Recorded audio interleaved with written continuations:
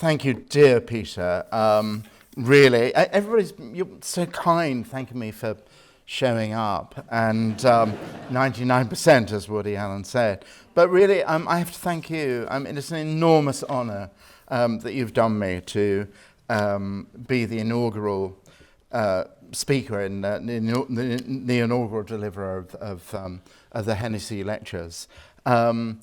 Peter and I do go way back. I mean, he reminded me, as he was bound to, that we first met. It's very interesting. This does say something about our respective personalities, I think completely benign, that I sort of remembered him coming into my study at Christ, Cambridge, and he said, no, we met actually either climbing in or climbing out of Newnham College together in 68, which was almost certainly true. One of the reasons I love him for more reasons than are people in this audience and admire him. He is, as you know, an extraordinary writer. And there is this sort of strong armature to what he does. I mean, there's the Peter of very powerful prose about the civil service and the cogs and springs of government. I mean, the civil service should consider it extraordinarily fortunate that it can actually be made as entertaining a subject, actually, by someone writing like Peter. But then there is a sort of poet in him, really. I do think of him as writing as the kind of Proust of Walthamstow, really. That must have been said lots of times, I think, no? And so here he is in the introduction. I adore the works on the 1950s and 60s, on the post-war histories, which are extraordinary masterpieces. So here is Peter talking, sort of prefacing, having it so good. Like everyone else my age, I can be transported back in a moment to the 1950s by coal smoke on a damp wind. Something of an old lady, I can't remember him writing, I'm sorry, that's what happens when you get to a certain age. The sight of an old lady in a grey Pacamac. A snatch of Perry Como singing Magic Moments. We could, don't panic, we're not going to burst in song. On the other hand, we might, if things go badly. Or even the sight of a bottle of baby sham. So I love that. That's what I mean about the Proust of Walthamstow.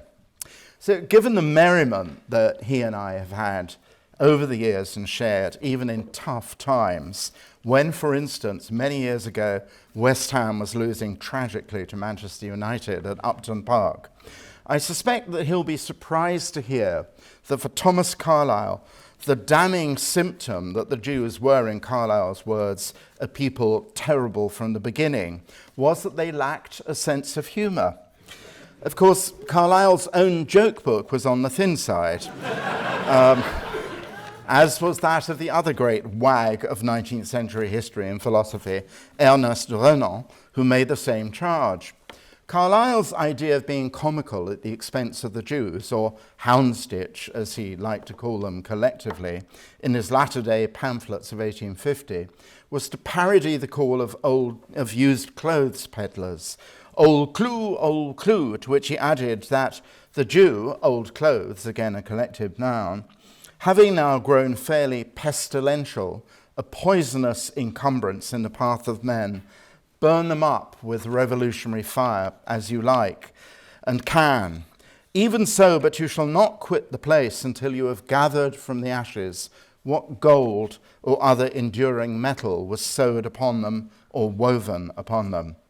No wonder Hitler was an avid fan of Carlyle.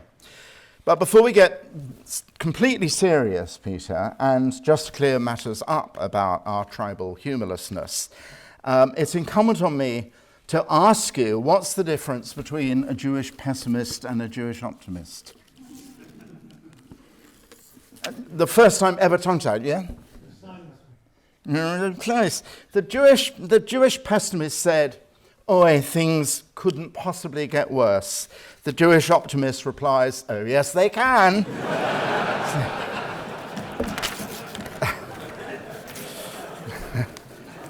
And so they have, which right now is no joke at all. Not when a demonstration in Sydney a day after the October 7th massacre marched to the chant of "Gas the Jews." When someone thought it a clever idea to workshop a photo of Belsen survivors, skeletons and cap stripes, so that they held placards protesting Israel's war. A photograph, by the way, taken at the very moment when entry to Palestine or anywhere else, including Britain, had been sealed off. Not when the chant goes up in Hunter College in New York, "We say no to genocide, Jews on campus, pick a side." When the police in every major British city advise Jews how they can safely dress, since any of them wearing a kippah or a Star of David are likely to be assaulted and told they're complicit in genocide. Not when the Community Security Trust reported in late February that in the month since October the 7th, there have been over 4,000 incidents of anti-Semitism, ranging from the harassment of Jewish children on their way to school and the defacing and desecration of synagogues and cemeteries. When all this is happening and the space British Jews can occupy without fear or anxiety is radically contracting, it's obvious that they find it difficult to enjoy the civil rights and protections available to anyone else in this country. This is something that would have confounded my mother and father, who grew up respectively not far from here in Whitechapel and Stepney, and who assumed for most of their life the unproblematic character of being British and Jewish. In a breathtaking swoon of false equivalence, anti-Zionists routinely characterized Jews as the new Nazis. People who were the victims of an industrially planned and executed extermination of 6 million souls are now vilified as its unconscionable perpetrators. A recent exercise, some of you may know the article, I'm not going to identify it, in academic high casuistry, made sure to lift the term industrial scale from Holocaust narratives and land it on the Israelis in Gaza. Foreign Office civil servants were giving a briefing courtesy of King's College by Australian academics specializing in what they've called critical terrorist studies, reducing the complex history of Zionism and Israel to a Manichaean fable of colonial oppressors and oppressed. Wearily to those of us who've spent decades researching this torturous history, none of this has come as a surprise. What has come as a surprise, though, is the refreshment of the most ancient tropes of Jew hatred to reinforce some of those demonizing simplicities. The blood libel, the medieval fable coined first in England that Jews murdered Christians, usually children, so their blood could be used to bake Passover matzah, can be read in a refreshed version in caricatures of Benjamin Netanyahu, for whom I most certainly, it's well known, hold no brief whatsoever. His bloody teeth sunk into the body of an infant, images which have become tragically commonplace in many anti-Zionist demonstrations. The blood libel has enjoyed robust life in the 20th century, from Russia to Yemen. The Arabic version was the Matzah of Zion, first published in 1986 by Mustafa Tlass, then Minister of Defense in the Assad government of Syria, and going through many editions, still in print. But its most influential enactment, I think, reenactment, was in July 1946, when an accusation of child murder triggered a pogrom in the town of Kielce in Poland, expressly directed at the tiny remnant of Holocaust survivors. 42 were killed, another 50 badly injured. The intended lesson of Kielce was what Jews could expect should they have the temerity to return to their pre-war homes, even when the gates were locked against their going anywhere else. Only one place held the prospect, not in any simple scenario whatsoever, eventually of the possibility of a new life. That's the country whose existence, not whose occupation, and all the injustices and acts of inhumanity that have flowed from that occupation, but whose very existence many commentators and the chants of street demonstrators now demand to be terminated. It's no longer sufficient, should you wish to be tolerated as a halfway decent Jew, to express compassion as many of us do, for the Palestinian civilians of an apocalyptic military onslaught and for an ending to these cycles of carnage. It is instead obligatory to repudiate the existence of Israel itself, river to sea, its 7 million Jews, and I dare say a good part of its 2 million Palestinian citizens, disposed of somewhere, somehow, wherever. This new orthodoxy has been greeted by the vast majority of Jews in this country with deep dismay. It has not gone unnoticed that the secular democratic state offered as an alternative has found models pretty much nowhere in the modern history of the modern Middle East. Hamas at least offers no such utopia. Instead, it's always been helpfully frank that what it has in mind for Palestine is a Sharia-enforced theocracy on the Iranian model. So forgive us if we reckon that the massacre and mutilating rape, the armed resistance acclaimed by the likes of Judith Butler, constitute a more realistic prediction of how that state transformation is likely to be enacted, not least because it was already rehearsed well before the creation of Israel in the rapes and massacres of the Farhud pogrom in Baghdad in the summer of 1941. But it's easier to demand the liquidation of Israel if you redefine Zionism as the ideology of a white supremacist, ethno-fascist state, rather than no more than the defense of a right to exist. But then perhaps we ought not to be surprised that of all the countries in the world, many of them shamelessly, competitively steeped in slaughter, oppression, and persecution, Israel alone apparently requires elimination. How could this be? Anti-Zionism says that it is Israel itself that has created anti-Semitism. Zionism says that is the wrong way round, that it is the result, not the cause of anti-Semitism.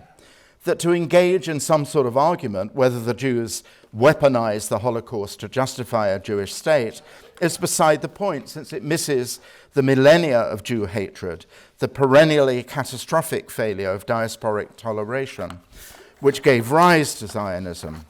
To engage with this history of Zionism then requires something more than slogans. It asks for a modicum of knowledge, not just of 20th century, but of 2 millennia of Jew hatred, all the way back to that beginning of which Carlyle spoke with such casually showy malevolence. In fact, to the first account of the Jews and their culture, given in the early years of the 2nd century by Tacitus. Tacitus's main concern in that volume, as you know, is with the rocky road to power of the Flavians, and subsequently their imperial campaigns. One of those campaigns, Germans aside, deals with the toughest nut to crack and was fought in Judea. In Book 5 of the Histories, prefacing the description of the war and Titus's destruction of Jerusalem, Tacitus supplies something akin to an ethnographic sketch of the social and religious practices of the Jews, owing as much, if not more, to how he and other contemporaries like Martial and Juvenal saw the Jewish diaspora in Rome itself, rather than anything he might have learned of Judaism in Judea. Tacitus's account is not that of a neutrally curious commentator in the manner, say, of Herodotus' observations about Egyptians, but for the most part a catalogue of all the characteristics instructing Romans not just to mistrust, scorn, and fear the Jews, but to treat them as permanently unassimilable subverters of imperial law and religion. Underlying much of that verdict is a backhand compliment, remarkable since the Jewish population of Rome in the 1st century could have been no more than 5,000, probably a good deal less. So the backhand compliment is the anxiety about the power, despite those small numbers of the Jews, to proselytize and create a shadow population of faux Romans. Even odder is the suspicion that Jewish aniconism, the refusal to worship animal or anthropomorphic gods, or, more significantly, I suppose for him, to place statues of the emperors in their temples, their mystifying devotion to a single abstract divinity, as immaterial as nubes, as Juvenal put it, worship of the clouds, hence its elusive nebulousness. All this might exercise some sort of attraction to the suggestible. Much of this hostile suspicion about Judaism had been imported from Hellenized Greeks, especially in Alexandria, where there was a large, often physically beleaguered Jewish community. But Romans as thoughtful as Cicero, as well as Tacitus, took the threat of Jewish superstitio replacing Roman religio very seriously. Underlying the anxiety was an infuriated incredulousness that, as Seneca put it, the vanquished were giving law to the victors, that notwithstanding the utter destruction of Jerusalem and its temple carved into the arch of Titus, Jews might still prevail where ultimately it could matter most in the contest of beliefs. That apprehensiveness had specific inhumane consequences, namely the mass expulsions of 139 BCE and 19 CE. Consistency with his own suppositions is not one of Tacitus's salient characteristic, at least in these startling passages. For while he makes an immaterial, spiritually driven devotion a subversive cult, he's also at pains, like Juvenal, to emphasize the physical and carnal attributes by which they say Jews separate themselves treacherously from the Roman state and its laws. The two social markers of that separation are abstention from pork, and as Tacitus writes, the sinister and revolting custom of circumcision, which, since Egyptians had long, in fact, practiced that, Tacitus is wrong to ascribe exclusively to Jews. Those habits were not just to be considered social idiosyncrasies, but a design to distance Jews from other Romans, the loyalty of the former Jews reserving, the loyalty of Jews being reserved for Welpi, the circumcised. This ritual self-estrangement, as Tacitus saw it, was the foundation of their antisocial misanthropy, something he doesn't allege against the German tribes whose barbarism was instead characterized as of a piece with their primeval forest home, the rituals of their unspoiled tribalism, obdurate and heroic. The obstinacy of the Jews, on the other hand, was stained by urban cunning, and thus to be more mistrusted and despised. Separation is painted into Tacitus's version of the foundation story of the Jews, but it is crucially a separation, and pun not intentional, that cuts both ways. After reporting various sources claiming the Jews to have originated in Crete or Ethiopia, Tacitus states, quote, that most authorities agree on the following account. Throughout Egypt, there arose a bodily wasting disease, which in other words seems to be, according to most scholars, leprosy in that narrative. And that the then Pharaoh was informed by an oracle that he must expel the carriers of infection. That cleansing, as it's described, duly took place, but one among the expelled, Moses, while leading the unclean into the wilderness, invented the cult which gave the contaminated their distinctive identity. The Exodus then, quite contrary to the Hebrew scripture, was not an admirable act of self-liberation from slavery, but one of pharaonic public health. The hostile foundation narrative associating the invention of Judaism with physical infection was thus sent on its long, dehumanizing, baleful history. It was part of the demonizing medieval mythology claimed that the Jews gave off a bad smell, the Fetor Judaicus. It was also a characteristic of the anti-immigrant polemics at the end of the 19th and early 20th century that characterized Eastern European Jews as carriers of typhus, tuberculosis, and diphtheria, a public health menace to the ports and cities at which they arrived, and not least, of course, by Nazis and other modern anti-Semites who depicted Jews not just as the vermin who were host to deadly infections, but as walking pathogens or parasites themselves, requiring extermination as a condition of the survival of their host societies. Tacitus's assertion, the story of the expulsion from Egypt, was not, as he claimed, the work of most authorities, but rather merely the most influential one. That related by the 3rd BCE century Heliopolis priest, historian Manetho, thought by Plutarch to have been the author of the first Greek language history of Egypt. That in turn, hope you're still with me, was a garbled version of an earlier account of the expulsion from Egypt, not of Jews, but of the shepherd kings, the Hyksos, said to have journeyed after their expulsion first to Syria and thence on to Judea. Yet another anonymous but kindred Greek text had turned on the instruction given to the Pharaoh Amenophis by the oracle, granting his wish to behold the gods in person only on condition he cleanse Egypt of lepers and unbelievers. The former were to be drowned, the latter banished into the desert waste.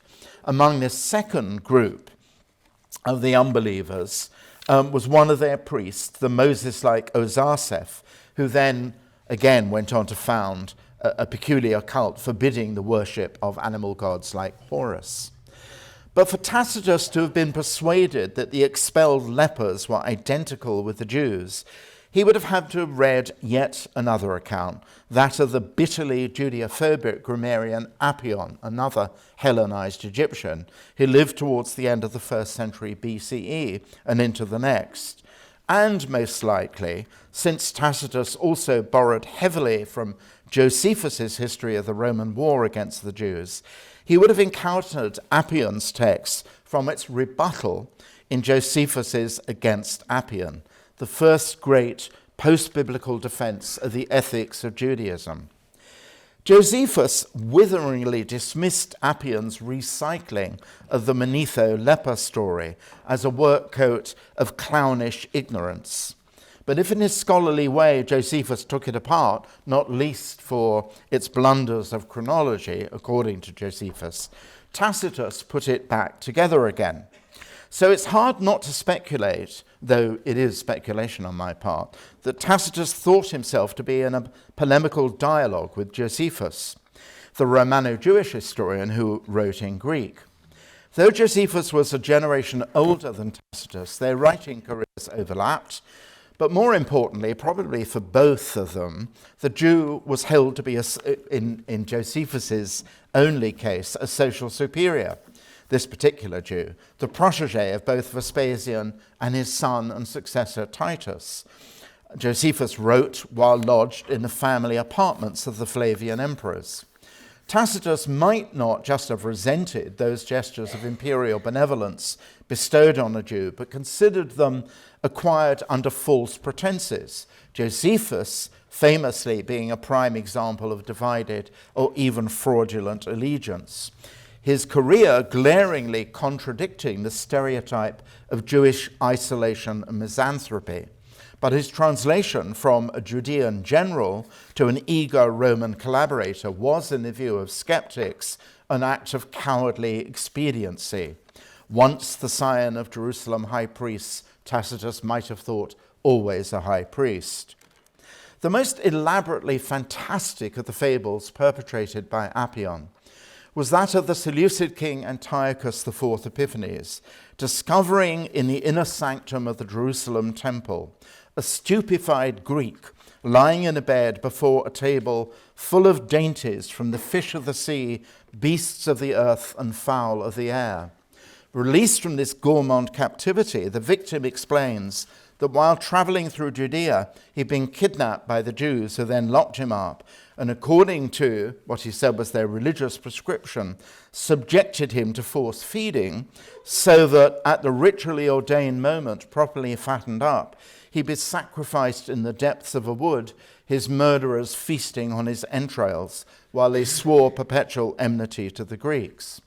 Tacitus does not recycle this choice horror story, but he did represent the Jews as implacably hostile to the rest of mankind, their repellent cult rituals amounting to an inversion of everything Roman and Greek culture held to be sacred. And the archetype of a secret conclave of murdering, cannibalistic Jews feeding off their victims would have a very long life, morphing into the blood libel, in which the Jews drank the blood of their crucified victims. Many of the elements of modern as well as Christian and Renaissance Judeophobia, as Peter Schaeffer, who's written brilliantly on Judeophobia in antiquity, has richly documented, were then already sketched in pagan antiquity. The Jews as a homicidal secret power, both murderers and cannibals, battening on the bodies of their hosts while carrying lethal infection to the Gentiles. As Theodor Herzl would observe, Jews from the beginning of the diaspora were attacked both for rejecting absorption into the host culture and for embedding themselves all too completely. But the deeper perennial truth inaugurated by Tacitus and his contemporary Judeophobes was, again, a quotation from Tacitus, they confront the rest of the world with a hatred reserved for enemies. David Nirenberg has argued, and I believe persuasively in his excellent book, Anti-Judaism, that the perpetuation of these dehumanizing hatreds was not a marginal element in the construction of other cultures and allegiances, from Christian to Enlightenment to modern nationalism, and some varieties of Marxism, but functionally constitutive for all of them. Jews and Judaism were framed to be the necessary differentiator, the alien around which the coherence of their opposite could be defined and affirmed. If that was true of St. Paul, true of the 4th century Bishop Gregory of Nyssa, who preached against the Jews as advocates of the devil, a Sanhedrin of demons, as he said, St. Ambrose, who characterized their religion as a sickness, and John Chrysostom of Antioch, who warned against any physical or personal contact with them, lest their Satanism infect good Christians. It would also be true of anti-Christians, like Voltaire centuries later, in the ominous engagement with Isaac de Pinto, in which the philosophe ultimately refused the Jew, even one who repudiated his religion, admission to the party of humanity for no other reason than the prohibitive disability of his race. It was true of the grandson of the Rabbi of Trier, Karl Marx, who characterized the cult of capital as quintessentially Jewish. It was true of Henry Ford, admired even more than Carlyle by Hitler, who believed that Judaism was Bolshevism with a longer beard. Fear and hatred of the Jews was, for those who expressed and promoted it, the indispensable clarifier of allegiance, whether to church, state, nation, class, or empire. Perception of Jews as free radicals, and I sort of use the word clinically, was reinforced by perceptions of them as socially shifty, geographically itinerant, and prolifically multilingual, an especial source of suspicion during the Reformation when national vernaculars, coupled as they were at the dawn of printing with shifts in allegiance, came to contest the primacy of Latin. The Jews were thought of correctly as migrating writers, printers, and publishers, perpetually on the move, transcontinentally connected, able to cross the frontiers between the Islamic and Christian worlds, often not what they seemed or owned up to, in every way dangerous, yet somehow also needed. Economically, to perform the activities forbidden by canon law, money lending above all, of course, but also confessionally and even intellectually. As Renaissance humanists developed an interest in Jewish esoterica and mystical literature, the Kabbalistic Zohar in particular its sacred numerology, this intrigued Christians calculating the timetable of the Golden Age. So as this developed, selected rabbinical scholars became very close to Christian Hebraists, like Egidio Antonini, the Cardinal of Viterbo. Following the loss of the library of Eliyahu Levita, one such Kabbalistic scholar, among many other things, in Padua during the War of the League of Cambrai in 1509, Antonini invited the rabbi to lodge in his Roman palazzo and share his library until the sack of Rome in 57 turned both of them out. These alliances, in which not infrequently rabbinical Jews tutored Gentiles in Hebrew, fed the suspicion of Protestant reformers that the degeneracy of the Roman Church was partly attributable, as they thought, to its Judaization. In 1543, the same year that saw the publication of his On the Jews and Their Lies, Martin Luther commissioned Lucas Cranach the Younger to make an engraving of Pope Paul II, writing the Judensau, the Jew Sau. This was the folk image carved or sculpted in German church decoration on the underside of pews, or even occasionally painted reliefs on the facades of town halls, that inverted the Jewish aversion to pork by representing hook-nosed Jews feeding off the excrement of the pig, suckling its teats, drinking its urine, or all three. Cranach rose obligingly to Luther's specifications with a print showing Pope Paul riding the Judensau, his cupped palms heaped with steaming pig dung. The usefulness of the Jews in Christian and Muslim societies was always weighed against the danger they posed as hostile organisms, provisionally and conditionally admitted into the body of the faithful. Many contradictions came with this psychological balancing act. On the one hand, Christian teleology required their conversion for its consummation, of course. But on the other, suspicion lingered that many conversions were not made in good faith, or in fact, a cover for the persistence of secret Jewish practices. This, of course, was not at all altogether untrue. They were, it was said, bred and educated to deceive, so that Christians and Muslims had to be protected against the unconfined Jewish absorption into the host culture by requiring them to live in a police district, enforcing strict restrictions on their comings and goings, and by requiring them to wear visibly identifying signs on their garments, a yellow or white badge of the tablets of law, or a hat of a particular color and shape. Most importantly, the condition of their toleration, again, both in Christian and Islamic societies, was their submission to absolute defenselessness. Along with their many social degradations, Islamic law expressly forbade Jews who were assaulted from fighting back. Any Jew in both Muslim and Christian societies, again, discovered to be carrying or storing a weapon incurred a capital sentence.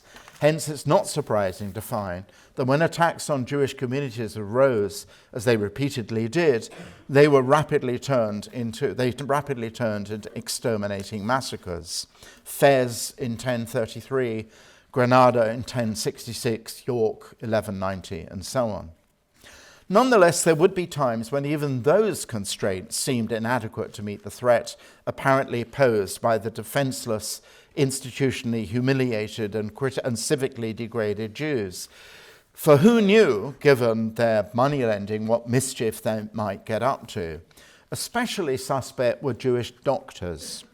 Notwithstanding the strict prohibitions against in Christian societies against Gentiles being treated by Jewish physicians, they were still very much sought after, particularly by those in the elite of Christian society, for their reputed access to esoteric drugs and remedies, many of them originated in the Arabic pharmacopoeia. Needless to say, this did not preclude attacks being made on some of them, not for occult specialized knowledge, especially of antidotes, but in North European societies for not having any medical knowledge at all, no better, it was said, than swindling mountebanks. At the other end of the social scale, it was suspected that unscrupulous Jewish physicians might abuse the personal vulnerability of their patients to administer the very poisons they were supposed to be defending against.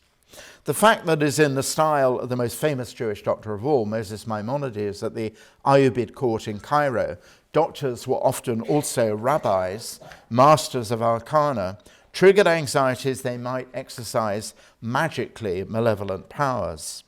When in his last year in 1546, Luther caught a cold traveling through a village populated by Jews on his way to his birthplace of Eisleben in Saxony, Luther wrote to his wife Catherine that although he wasn't himself sure, were she to be in his company, she would have certainly have blamed his illness on the Jews. And come to think of it, Luther went on, perhaps they, the Jews, were blowing hard at me.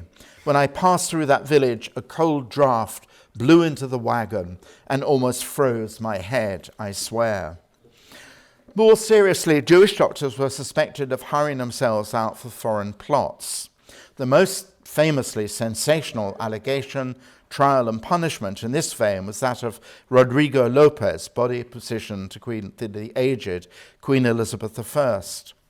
As a converted new Christian, Lopez was able to count Tudor notables like the Earl of Leicester and Walsingham among his patients, as well as fatefully Elizabeth's last favourite, the Earl of Essex. Lopez was a known supporter of the exiled claimant to the Portuguese throne after its absorption into the Spanish Empire.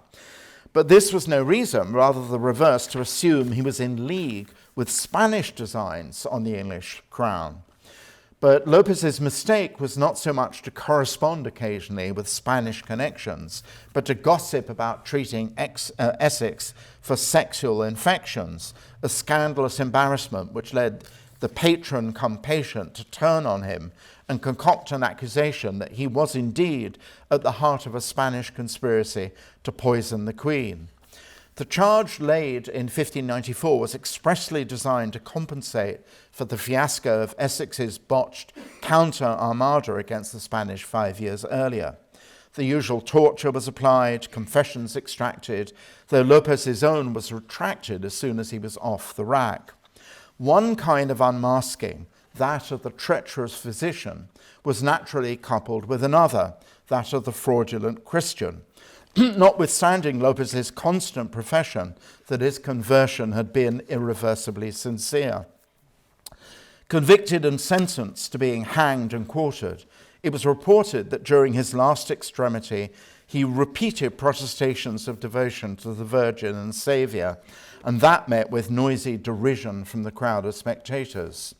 Edward Cook, leading the prosecution against Lopez, had already made the linkage between religious and political perfidy clear in court when he called Lopez, quote, a perjured, murdering villain and a Jewish doctor worse than Judas himself, not a new Christian.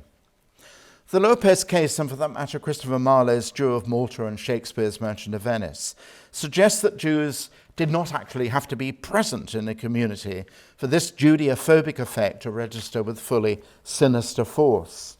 There was a handful of converso Jews, probably no more than 20 families in London, in the late 16th century, some of whom were almost certainly covertly faithful indeed to their old religion. But there were none at all 200 years earlier when Chaucer had his prioress tell a tale of a small boy, yet again a child, kidnapped in the midst of singing a sacred anthem, murdered by Jews, the body thrown in a privy covered in Jewish excrement, from where miraculously, and who, to the consternation of the Jewish murderers, continued to sing.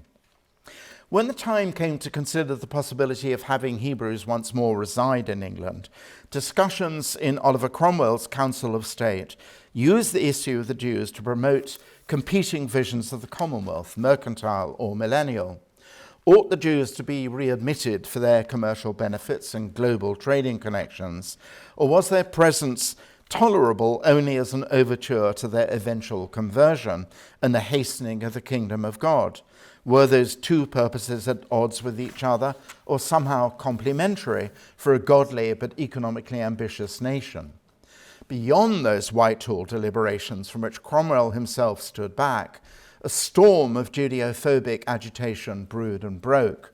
Its lightning conductor was William Prynne, who published a tract misleadingly titled Short, Prynne was very seldom in this particular moment short demurrer to the Jews, long discontinued remitter into England. Prynne was a thorn in the side of Cromwell as he had been to the Stuarts, but he spoke with the authentic voice of demotic hatred of the Jews. At length, Prynne rehearsed yet again the choicest medieval blood libels, none of which have really disappeared from public popular memory. Little St. Hugh of Lincoln crucified and eviscerated, another Jew who commissioned a portrait of the Virgin and Child expressly so it could be thrown into the privy, and who strangled his own wife when she wiped away the filth, all the usual favourites. Over and again, Prynne repeated the divinely ordained punishment of perpetual wandering imposed on the Jews, who were, he wrote, the greatest haters, revilers, and persecutors of Christ, as well as his murderers. But to this familiar phobic litany, Prynne added something new. I suppose a faint echo of Tacitus, no idea if he knew that text, that they were in addition predisposed to sedition, as Prynne writes, both to our Lord and to all the places where they have been dispersed. And in the present, as Prynne calls it, unquiet season, their readmission would surely guarantee further division of the already fractured Commonwealth. What was in the offing, should they be readmitted, was an alien invasion. Quote again, the banishment of Christian freemen out of their native country, together with wives, children, kindred, along with God's own public ordinances at the self-same time, to call in foreign infidel Jews, the greatest enemies to Christ himself, to supply their places. What a sad and pernicious precedent, he added, it may prove to future ages. In short, to readmit the Jews would be to sell the Christian protectorate for pieces of silver. Prynne's was by no means the only tract written in this vein, but it was the most vociferously popular and arousing, and it made the Council of State pause, and Cromwell himself abandoned any kind of formal declaration of readmission, merely assuring the Dutch Jewish spokesman, Manasseh ben Israel, that should his people arrive in peace and practice their faith hidden, that peace would remain unmolested, as indeed it turned out. Unsurprisingly, Prynne's tract was reprinted a century later, in 1753, during the debates over the Jew Naturalization Bill, initially passed by Parliament, but then repealed after a similar storm of hysterical Jew hatred broke. The fantasies were now more elaborately enriched. The Jews would not only buy up the great landed estates, they would buy St. Paul's Cathedral and turn it into a synagogue. The Bodleian Library, with its collection of Hebraica, would then belong to them, and with it very likely all of Oxford University become their seminary. Most frightening of all, it was said in this literature, that after they had bought or usuriously extorted their way into the offices of state, they would inflict compulsory circumcision on all free men of Christian England. There were riots, assaults on Jews on the roadways, and most oddly, and in a fashion reminiscent of the Judenschau, violent attacks in which the Jews were forced to consume pork, raw or cooked. Francis Place wrote that, quote, when a Jew was seen on the streets, it was a signal for assault. I have seen many Jews hounded, hunted, kicked, and cuffed. Thomas Herring, the Archbishop of Canterbury, wrote that such an abominable spirit is brewing that I am expecting in a little while a massacre. That mercifully did not happen. The repeal of the Jew Bill preempted more physical assaults, but of course it would take another century before civil disabilities were fully removed. But much of the collective social neurosis revealed in the Prynne agitation and in the year of the failed Jew Bill, above all, the paranoia about an alien infectious invasion, returned in the last decade of the 19th century and the first of the 20th, when something like 150,000 Jews from Central and Eastern Europe arrived in Britain, among them my grandparents on both sides, my mother's family from Lithuania, my father's from Romania. But just as the murderous riot against Jews on the coronation day of Richard I in 1190 had spoken to the crusading vocation of the king, who in person deplored that massacre, and the readmission debate had put into question what kind of Commonwealth England was to be, the gathering fury in this later period against mass immigration put its emphasis this time not on the wealth of the Jews, but their poverty and their allegedly endemic tuberculosis, and became a rallying point for those championing the racial superiority of empire. How could the claims of that empire to constitute a superior civilization, providentially placed to rule over the decadence and or barbarism of Africa and Asia, be legitimately sustained if its metropolis was to be overrun by those habitually called scum? Rather than a land of hope and glory, the Jews would turn Britain into, sort of common quote, the dustbin, sometimes the dumping ground of Europe. Or so it was said very much out loud to the accompaniment of bands and banners and chanting here on this very site, in particular in the Queen's Hall of the People's Palace, Mile End Road, on January the 14th, 1902. And what had been billed by the British Brothers League as a great public demonstration, as indeed by numbers repeatedly some 4,000 strong it turned out to be. Nearly all of the demonizing stereotypes, bar cannibalistic infanticide, decent of them not to go there, set running 2 millennia before, found a freshly receptive audience in the East End. Jews as the carriers of disease, Jews as misanthropic separatists, Jews as the bringers of alien disorder and subversion, this time, of course, branded as anarchist, Jews as the stealers of other men's livelihood, Jews as the organizers of nefarious secret global conclaves, Jews who were somehow too poor but also too rich, Jews by their own constitution indigestible in the body politic and social, Jews whose true allegiance, whatever their ostensible professions of loyalty and patriotism, was only to each other. Interestingly, the speakers at the mass meetings of the British Brothers League and writers who supported them and promoted them in local newspapers were careful to avoid using the word Jew, preferring the euphemism alien, when they spoke, as they did, of human refuse flooding the East End. No one, of course, was in any doubt who they had in mind, especially since the way had been prepared by popular books like Arnold White's The Modern Jew, a great favourite of the BBL, published just 3 years before. A debate, the first on immigration restriction, aired first by the Trades Union Congress in 1895, had been gathering pace and pressure in the 1890s. And notwithstanding the explosiveness of Home Rule in British politics, when mention was made of invading hordes, no one in these polemics meant the Irish. But although the audience in Queen's Hall that winter night and the membership of the League, which by their count, not necessarily reliable, rose to 40,000, was overwhelmingly working class, stirred up by notions that the Jews would indeed steal their jobs, its leadership was certainly not. The founding father, Major William Evans Gordon, had been an Indian Army officer and political intelligence officer on the northwest frontier, acutely and constantly conscious of the Russian threat, an anxiety he carried with him to the East End, swarming, as he put it, with indigent Jews from Russia, schooled in dangerous and disorderly politics, notwithstanding their flight from pogroms. The danger to empire was a drumbeat in this anti-Jewish immigrant campaign. It had been Rosebery, notwithstanding his marriage to Hannah Rothschild, who had proposed an alien restriction bill in Parliament in 1894, and his ally, the Earl of Hardwicke, another maximal imperialist, in 1898, both times failing to get those measures enacted. When the Conservative MP for Stepney, Frederick Isaacson, suddenly died that year, Evans Gordon stood for the seat as on an explicitly anti-alien platform, narrowly losing, but succeeding in the general election in the autumn of 1900.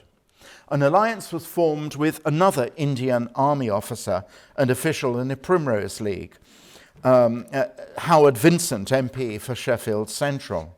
But the core of the League's leadership were like-minded Conservative East End MPs, Walter Murray Guthrie, MP for Bow and Bromley, and the alcohol-rich duo of the distiller Thomas Dewar, MP for Tower Hamlets St George, and the brewer Spencer Charrington. It was not an accident that many of the meeting points for the crowds who made up the marches through the East End gathered at pubs like the Volunteer and the Baker's Arms. All the MPs prominent in the League had strong imperial connections. Guthrie had been on a mission to South Africa during the Boer War, reporting to Parliament on military hospitals. Dewar and Charrington, of course, were the prime exporters of whiskey and beer to the armies and clubs of the Raj. Much of their animus against alien Jewish invasion, as they said, was that it would pollute the imperial race. Needless to say, with the Boer War not quite yet won, the most rousing songs played and sung at that League demonstration in Queen's Hall were Soldiers of the Queen and Rule Britannia. The fears voiced in Queen's Hall and at other meetings of the British Brothers League had echoes of Tacitus's and indeed Prynne's anxiety about Jewish subversion of Roman imperial religio. The order of the Christian Commonwealth and during the Hanoverian Jew bill debates, and indeed there was a sort of renewed sense of a threat at the end of the 19th, early 20th century of some sort of ill-defined threat to the Protestant settlement. That was 1688, 1689 were often invoked. All conveyed ominous warnings about an invasion by the back door, one not of conventional armies, but an invasion nonetheless of the indigent, the criminal, the immoral, the subversive, and especially the infectious. The word plague was commonly used in almost all the League's screeds to the East End press, in its speeches both metaphorically and metabolically. Though nothing violent happened on the night of January the 14th, 1902, the Great Demonstration licensed physical attacks in the weeks and months afterwards. Assaults on Jews in the streets, shop window smashing, angry crowds outside synagogues. The favourite shout of a number of small riots was "Go back to Jerusalem." More significantly, the agitation of the League gave a strong tailwind to the cause of a royal commission on restricting immigration. Needless to say, Evan Gordon was among the members of the Select Committee. His speech reiterated the usual lament about foreign invaders bringing disease and crime. But when the report appeared in 1903, it demolished in impressive detail many of the myths about the immigrant Jews. They were not, it seemed, more riddled with disease than anyone else, or more prone to political disorder, much less crime. And I love this. In a supreme instance of backhand compliment, the report concluded that the foreign, i.e. Jewish prostitutes, are significantly and generally more sober than their English counterparts.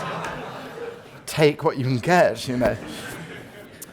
The payoff of the commission, though, not for the first or last time, is in direct opposition, of course, to the evidence it had itself collected. Encouraged by the Prime Minister, Arthur Balfour, who saw Jewish immigration, I think cynically, as a winning political issue in an ominous political season, it recommended the stringent restrictions on immigration that became the Aliens Act of 1905, the first such legislation in British history. If the British Brothers League faded away, it was because its principal goal then had been largely accomplished in the daunting barriers prescribed in that Aliens Act, a measure reinforced in 1914, and amidst fears after the First World War that Britain again might be swamped, again the default term used over and over again, by another wave of alien refugees. Around 100,000 Jews died in Eastern Europe and the Ukraine in the pogroms of 1917 to 1920. A subject still needs its great historian, creating another mass of distressed refugees. Yet in 1919, a newly restrictive anti-immigrant act was passed, tightening the application process and abolishing any right of appeal for those denied. During the years of slumps and strikes, populist xenophobic anti-Semitism, as well as its country house upper-class captains, became absorbed into fascism, particularly Mosley's BUF.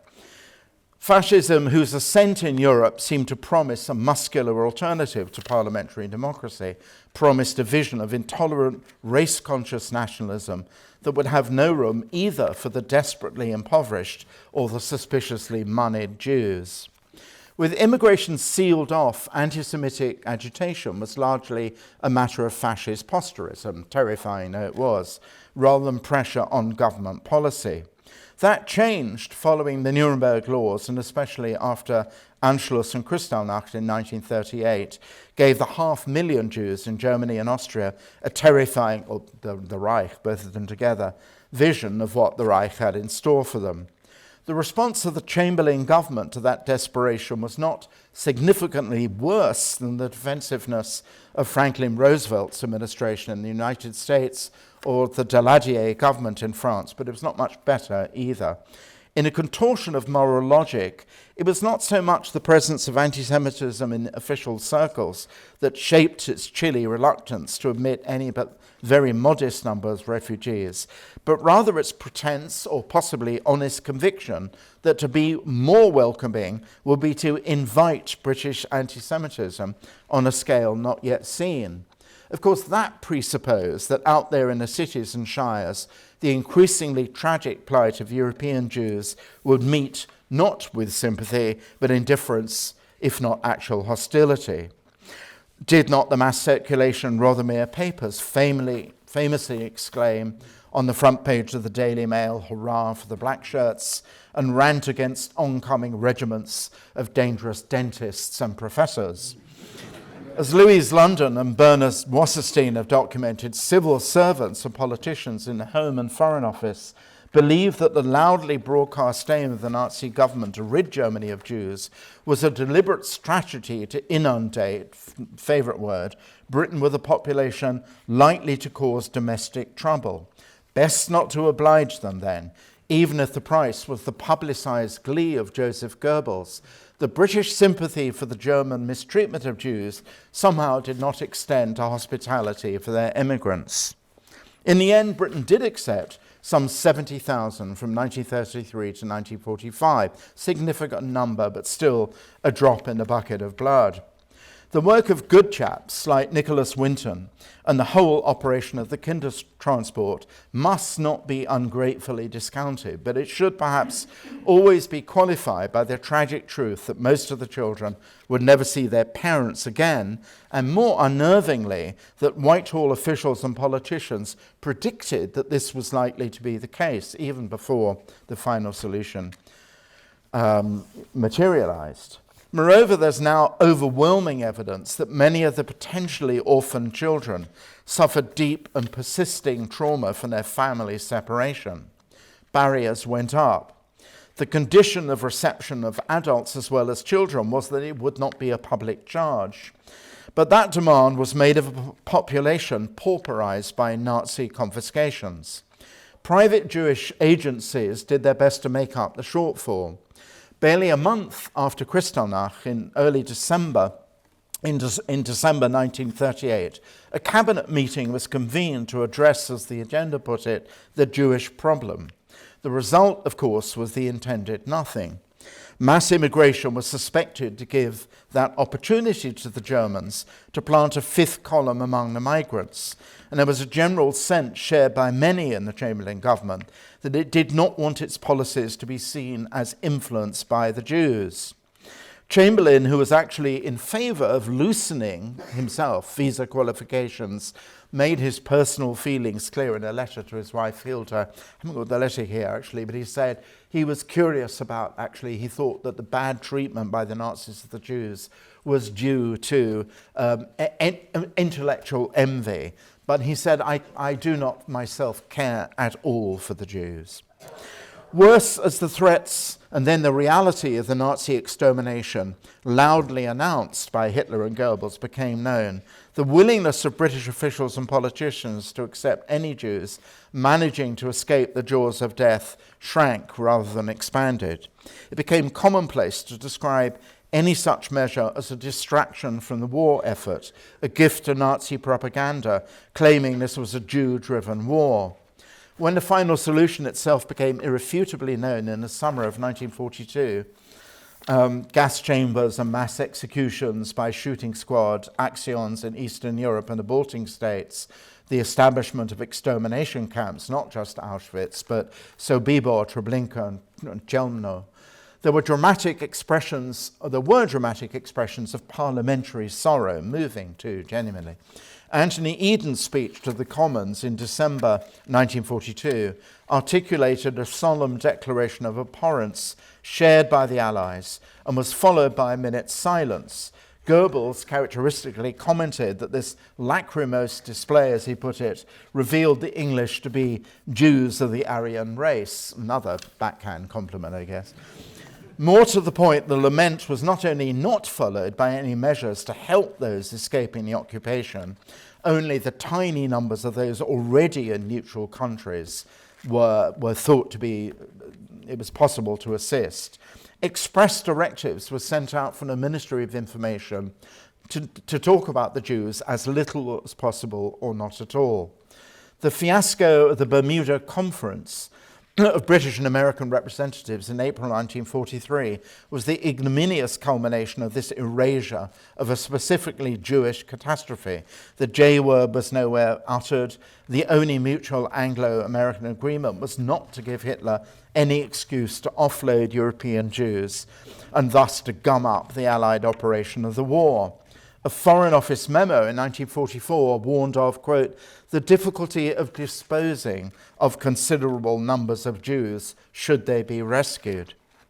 So the British position around 1943-44 was essentially terribly sorry, though everyone was. Helping the Jews or even talking loudly about their annihilation was offset by the paramount need not to alienate the Arabs of Palestine or the Britons of Britain, who it was assumed would erupt in anti-Semitic disorder should Jews appear in their midst. In actual fact, surveys of opinion, one taken in 1943, showed a strong majority of the population sympathetic to admitting Jewish refugees, but governments both during the war and afterwards assumed the opposite.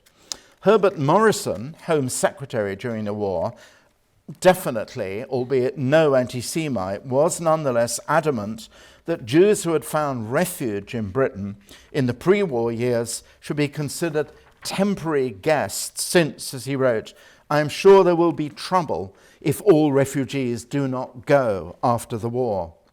Even Jews who had volunteered for military service would have to leave, since allowing them to remain, this is Morrison still, would be an explosive element.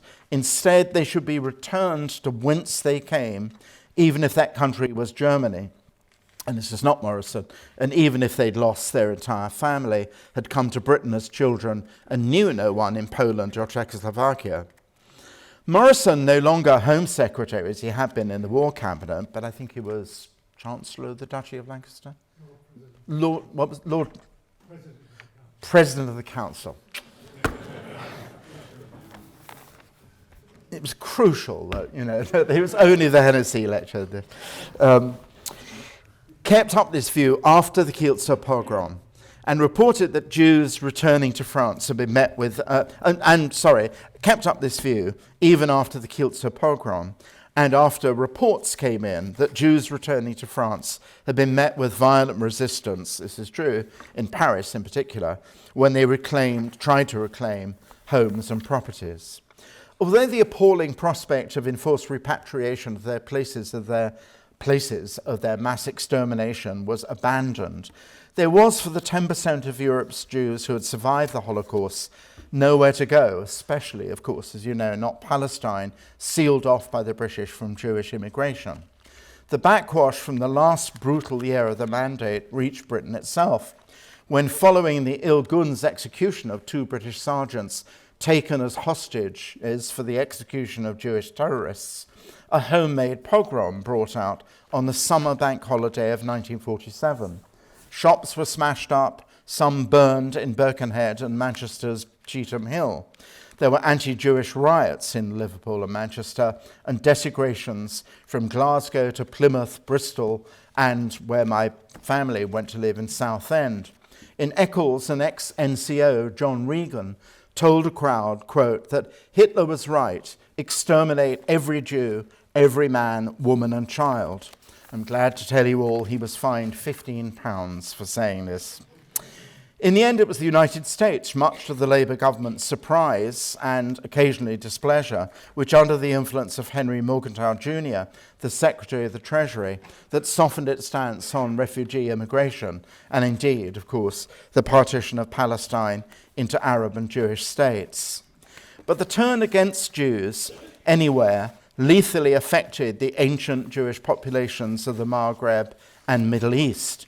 6 years before Israel was created, the Farhud pogrom of Baghdad in the summer of 1941, killed 300 Jews and wounded many more, and all but destroyed that millennia-old community. Jews in Iraq, Syria, Egypt, Yemen, Libya, Algeria, Tunisia, and Morocco had seen photographs of Hajj al-Husseini, the Mufti of Jerusalem in Berlin, declaring to Hitler that his enemy, his enemies were also theirs. They knew too, but for El Alamein, there was actually an SS planning team in Libya, the fate of European Jews might probably be theirs too. Unlike the Pieds Noirs of Algeria, the Dutch in Indonesia, the British India, or Kenya, these communities had nowhere to return to except the site of their ancestral home, the place that their language, religion, and history had originated, and where in some form or another they continuously occupied. There was, as I suspect you know, and the Ottoman census tells us, a Jewish majority in Jerusalem at the end of the 19th century. But as they were persecuted, prosecuted, physically assaulted, all the old ghouls from millennia of Judeophobia re-emerge. The protocols of the Elders of Zion, blood liars, the Matzah of Zion, Jews as the authors of 2 world wars, just as Goebbels and Alfred Rosenberg had insisted, satanic malevolence to the rest of the world, the enslavement of the rest of the world to Jewish capital and to media moguls. The result in the Islamic world was a Nakba of at least 900,000 uprooted and brutalized Jewish refugees. The Perish Judah pogrom in Britain of the summer of 1947 was in part a response to the exit pains of empire of the post-war years, even bloodier in the Indian partitions and then the Palestinian partitions of the same year. But the baleful legacy of imperial contraction, it seems to me, is still very much with us. The discomfort of contraction was mitigated only somewhat by the mass immigration to Britain of displaced South Asian families. Now we are in a moment when cultural institutions, especially in higher education, are in the grip of the obligation to decolonize, which I'm sympathetic, but to undertake, which I'm not sympathetic to, a Manichaean differentiation between oppressors and the oppressed into the coarsely made sorting hat. And into that sorting hat is fitted the complicated agony of the history of Palestinians and Israelis. Atonement displacement has made the Jews once again the available villains, the condition of their toleration and expressed repudiation, not just of Israel's occupation, but of its right to exist. Historians, by and large, assume that the truth will most likely lie in complexity, sometimes in the irreconcilability of competing, equally valid narratives. In this case, what Amos Oz called the battle of 2 rights. But such complexities, of course, do not serve marches and demonstrations, the call and response of demonizing falsehoods that instead of debate, annihilating absolutisms get shouted on both sides. This is not good for the Jews, but it's not good for anyone else. It is especially not good for the health of a liberal, free speech democracy in an age when the internet encourages denunciation over debate. I've taken you rather too lengthily, I fear, for which I apologize, through a history in which the Jews have been subjected to singular distress. But that doesn't mean that the story doesn't have broader, more universal implications. Dreyfus' affair was a litmus test of whether the French Third Republic could be founded on just to equal justice, the Holocaust a test of whether the most extreme barbarism yet known to humanity could be defeated. So too, this moment of terrible tragedy in Gaza is a test whether the instincts and fundamental decency of good chaps will allow us to debate with moral intensity, but stop short at the requirement of mutual destruction. I'm optimistic, dear Peter, that the good chaps in all of us will prevail, but I confess I do occasionally have very dark moments.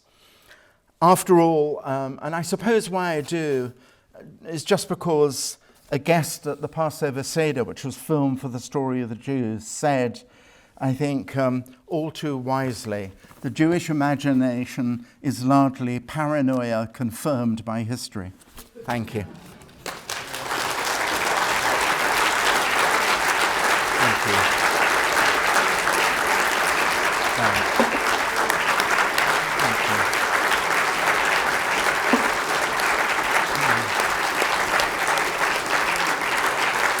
Thank you. Right. Brumley. Thank you. Goodness, it's not the State of the Union, guys. You know, but thank you very much. Thank you for your patience. Simon, thank you ever so much. I think that one of the things that's always distinguished you as a historian is the ability to say something that's truly thought-provoking and original and intelligent, and yet also connect to wide audiences who may come into the room with slightly less erudition than you do, and we have really, really seen that tonight. So thank you very much indeed. Thank you, Sam. I'm going to wrap up this evening's event. I've got a few thanks I need to say. First of all, thank you to our wonderful security team for staying late for us tonight. Thank you to our student ambassadors. I'd like to acknowledge the support of the School of History for this event. A very big and a special thanks to Tom Chidwick and the Mile End Institute for their fantastic hosting and organising of this event. Above all, of course, I would love to thank the audience. I think we've had amazing questions and just really warm engagement. It's just been a really, really wonderful event to be part of, and that is very much down to the people in the room as well. But above all, and finally, thank you very much indeed, Simon, for a really fantastic event.